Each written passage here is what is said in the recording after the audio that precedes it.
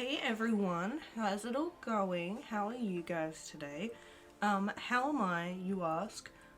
I'm alive, that's what I can say. It's been a few weeks since I've uploaded, mostly because my life's gotten really busy and it's a lot more than I can handle. But in the in like a more positive light, I have sort of let go my position, like quit, I guess, at one of my markets that I do every second Saturday. And I did that because it was like 2 months and I hadn't made a single sale, so it was costing me a lot more money than I was making because, as I said, I haven't made a single sale and no one was even coming in to look anymore. So it was really just super draining. But that means that I have more time to spend on my actual, like, on my life, I guess. And by on my life, I mean I'm gonna be uploading to here every second Monday. I'm gonna do my best to keep up with that. If I don't, I'll just do what I can. And by do what I can, I mean I'll upload on like the Tuesday or something. So really, I'm gonna be doing a lot more here. I'm going to be recording more paintings. I'm going to be doing more paintings.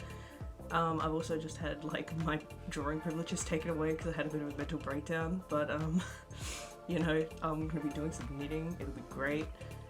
But I'm also going to be uploading to my shop every second Saturday. So what I have made and what I have done will actually be getting uploaded instead of me abandoning my shop because I have all these in real life markets that kind of suck.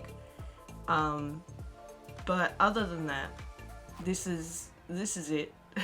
That's all the news I really have. So for this piece today, it's literally just the Sakura Hatsune Miku, just for fun, and I'm not sure how I feel about the outcome, but it was a fun piece to do anyway, mostly because I like Sakura Miku and I like the color pink. So, yeah, let me know how you feel, and today's video is going to be about my king, my man, the Mothman, and some of the things that get left out of the original story and often get sort of overlooked. So, let me know how you feel, let me know what you think, and let me know any other cryptids or mysteries that you want me to cover later. So, without further ado, I guess, here's the story of Mothman. All of this takes place in 1966 in a town called Point Pleasant, West Virginia. It's located next to the Ohio River and adjacent to what was known to locals as the TNT area, which was home to the West Virginia Ordnance Works and a toxic dumping ground. This was a place where Mothman was seen a lot, so people often assume that he has connections to this place, but obviously we don't know. The first reported sighting of the Mothman was in November 14, 1966, when two young couples burst into the local sheriff's department and told police of a large flying man with 10-foot wings and glowing red eyes screeching and chasing their car when they drove past the TNT area. This report, like when media reported on it and they did like a press conference, this report prompted people to come forward with like similar sightings. A group of grave diggers claimed to see something matching the description swoop them on November 12th, a few days earlier. Two volunteer firemen reported something similar again, and on the 14th of November, a contractor by the name of Neil Patridge, if I'm pronouncing that right, came forward and told police that he aimed his flashlight at the creature. His dog barked at it and chased after the creature when it took off, and the dog was never seen again. Though depending on what you read, some say that the young couple saw the creature standing over the silhouetted body of a dog on the side of the road before it screeched and started chasing them. So at this point in the story, in Mothman's sort of legend, a lot of the sightings can and should be taken with a bit of a grain of salt, because once the press got a hold of the story and they released it, everyone just started pouring in with sightings of this thing. And, some of them could be legit, but a lot of people, when big things like this happen, they like to be part of something special. They like to be part of something bigger than them. So a lot of people were putting in these fake sightings thinking that they were going to be part of this and they were going to be part of something special, when really it didn't really matter. It, you know. But one of the stories that could be real, you know, in quotation marks, one of the stories that could be real was a woman who believes she may have startled the thing with her car. She dropped her baby in the process. You know, getting your priorities right. But she startled it with a car, and causing the Mothman, in quotation marks, Mothman, to stalk her house and follow her through the TNT area for the next week. Most of the reported sightings came from late 1967, so the next year. There were sightings prior to that, but the vast majority of them came at this time. But what was weird was he was spotted and reportedly photographed several times atop the Silver River Bridge that crosses the Ohio River, just before it collapsed and killed 46 people. After this, it was strange because the sighting stopped altogether. He was never seen again, leading to, you know, the controversial, up for debate theory of whether he was like an omen of death, whether he caused the tragedy or he was trying to warn people of it. So I just went to get myself something to eat / drink, and I completely forgot about something that I didn't include in my initial research, hence why I'm adding it in now, sort of halfway through at the end. So Point Pleasant, West Virginia, just bear with me on this, alright? I'm going to do a whole episode on this now that I've completely remembered everything that I've ever learned. Had a massive brainwave. So, Point Pleasant, West Virginia borders on Ohio, obviously, but it is also within close proximity of Kentucky.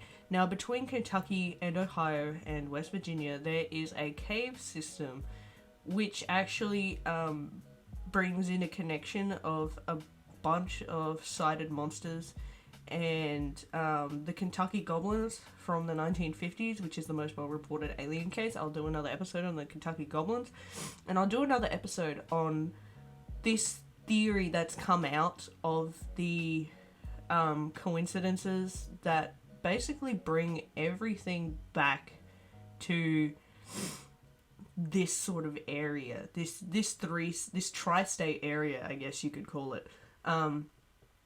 I don't know if that's the term Americans use. Anyway, they're 3 states all connected by Bigfoot sightings, alien sightings, Mothman sightings, all through this one cave system.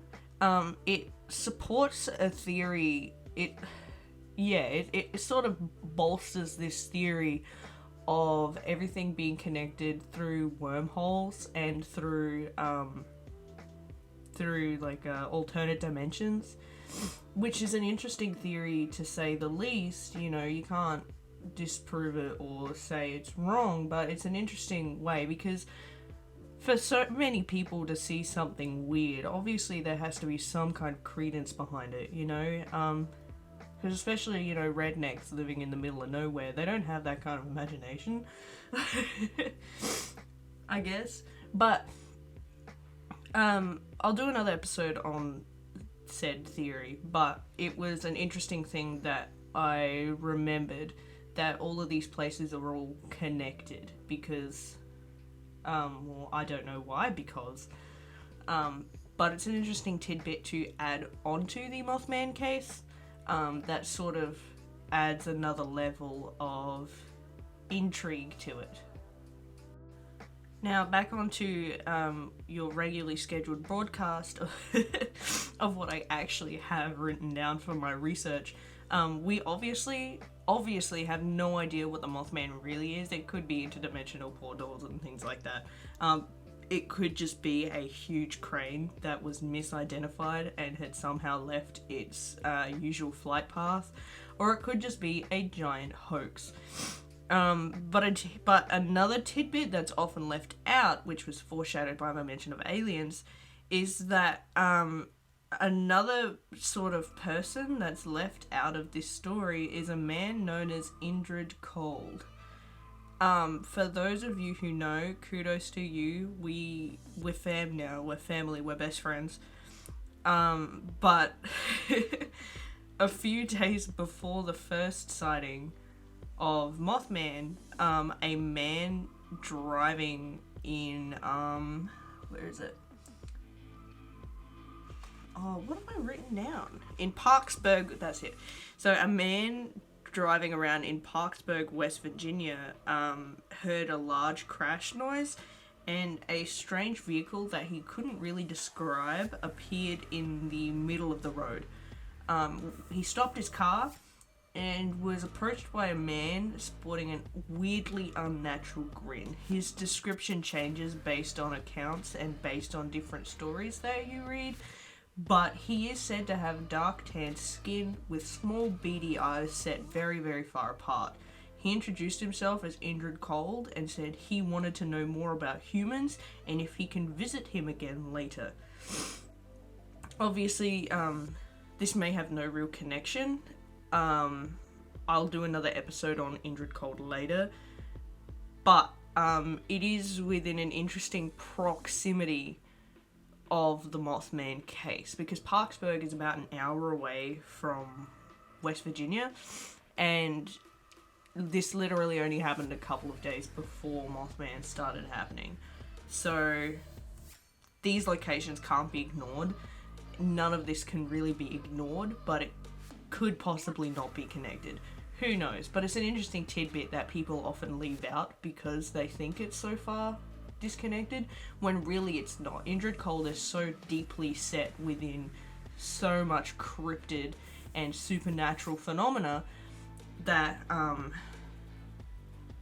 they could easily be relevant to each other, and they could all be relevant to aliens, which is another stretch that I will cover in episodes to come. I want to do more episodes on aliens because they're just so wild. But that's really all I have. I could just sit here and ramble about the alien connections and the Bigfoot connections and the wormhole connections to all of this, but I'm not going to do that. I'm not going to bore you. I'm literally just going to let the video continue rolling on and let you enjoy the rest of your day instead of having an existential crisis about what Mothman is and whether he's really just an alien coming down to warn us of our impending doom. So I'll leave you with the question, what do you think this all is? Have you heard of all of these theories that I've talked about? Have you heard them before? Do you think he's real? Do you think he's fake? Do you think all of this is connected? Or do you think I'm a crazy person? Because I don't blame you if you think I'm a crazy person. My boyfriend thinks I'm a crazy person. So, but with that, I will leave you. I think that's pretty much everything I have written down. It is everything I have written down. And I will continue with this video, continue with my day, and let you continue with yours. So, have a good day, everyone. And praise Mothman.